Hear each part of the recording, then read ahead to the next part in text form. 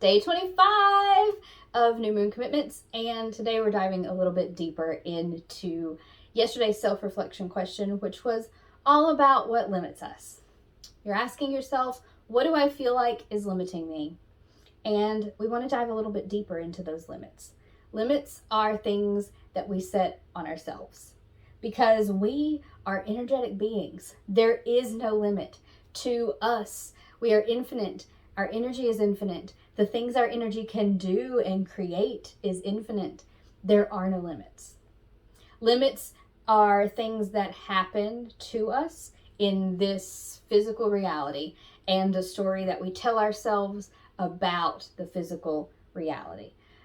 And it's usually your perception about what is happening, what has happened, and what will happen in the future. That perception is what creates limits in our lives.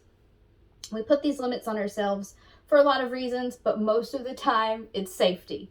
Most everything comes back to safety.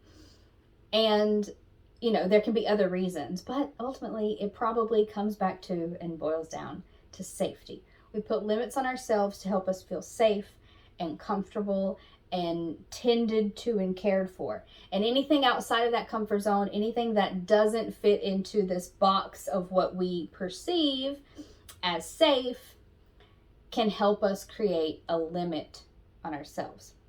So what do you feel like is limiting you? What do you feel like is limiting you? And really dive deep. Think about all the things, as I said yesterday, that you feel like are limiting you. And to dive a little deeper, I want you to think about the story that you're telling yourself. What story are you telling yourself about these limits? These things that you think of. How are you confirming this limit to yourself? Are you saying, I can't do that, I don't have enough money? That's a really big one for a lot of people. I can't afford that. That's a really big limit that a lot of people put on themselves. Because when they initially take a look at their finances or when they initially look at the price of something, they're like, I can't afford that. A massage, for instance, or something like that. Instead of thinking in terms of the limitless, which is, how can I make that work? How can I meet that need for myself? How can I operate outside of these self-imposed limits?